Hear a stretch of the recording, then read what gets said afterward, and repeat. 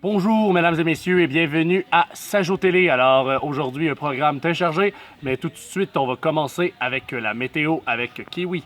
C'est à toi, Kiwi. Alors, merci Rakam. Donc, on peut voir ici sur la map du Québec, en arrière, un front froid qui descend de l'ouest en est. Mais inquiétez-vous pas, ça devrait être beau pour la petite nation en fin de semaine. On annonce 24 degrés, température ressentie avec Humidex 27 degrés. Donc, protégez-vous du soleil, c'est le conseil qu'on peut vous donner. Merci. Merci beaucoup, Kiwi. Et maintenant, on passe à une nouvelle choc. Effectivement, ce serait la fin du monde. Alors, on rejoint notre reporter en chef, Étincelle. Étincelle, est-ce que ça va bien? Oui, ça va très bien, à part qu'on nous a annoncé une nouvelle assez importante. On s'inquiète ici au camp parce qu'on a entendu des rumeurs que ce serait la fin du monde. Alors, j'ai ici un spécialiste avec moi, un expert scientifique qui va nous parler de vraiment qu'est-ce qui pourrait se passer avec la fin du monde, quel événement exactement on va voir. Donc, j'ai ici Gazou. Pouvez-vous nous expliquer exactement ce qui va se passer là, lors de la fin du monde? Alors oui, j'ai fait selon mes très savants calculs, basés sur les chiffres mayas et ancestraux égyptiens, la fin du monde serait dans exactement 14 minutes et 30 secondes. Et en fait, j'ai aussi reçu un message d'un vaisseau ennemi qui se promène dans l'espace qui faisait ceci. Bip, bip, bip, bip, bip, barou, barou, bou, bou. Et qui voudrait dire en jargon populaire martien, préparez-vous, vous avez 14 minutes, alors tout semble concorder pour que la fin du monde soit dans 14 minutes. OK, alors c'est vraiment, ça s'en vient là maintenant, là, on lance le signal d'alerte à tous. Qu'est-ce qu'il faudrait faire là, pour se préparer à ça? Courez!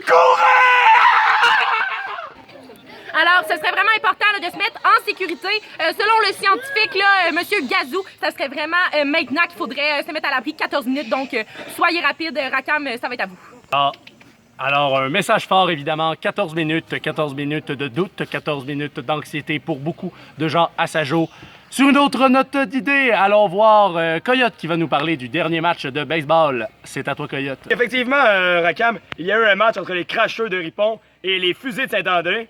Et tout un coup sûr de leur joueur étoile, Igor Popov, encore une fois.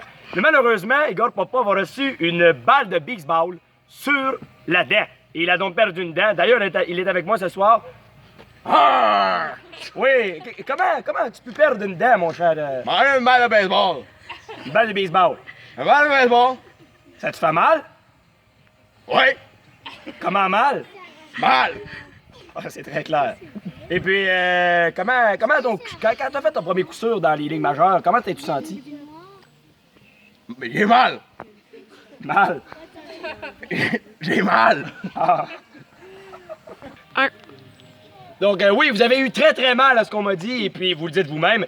Mais à part de ça, malheureusement, vous avez perdu, je crois, 9-5 contre les Cracheux. Oui, c'est vraiment dommage qu'on ait perdu à cause que j'ai reçu une batte sur la dent. Une batte ou une balle? J'ai dit une batte. Ah, j'avais compris une balle de baseball, moi. Non, j'ai dit une batte. Ah! Ah, ben d'accord, on ira pas plus loin. Donc, c'était Coyote et Igor Popov à la source du sport. Oh!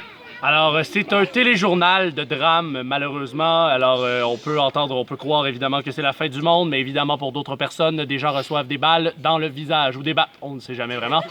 Sur ce, je vous souhaite adieu et merci à tous pour avoir écouté.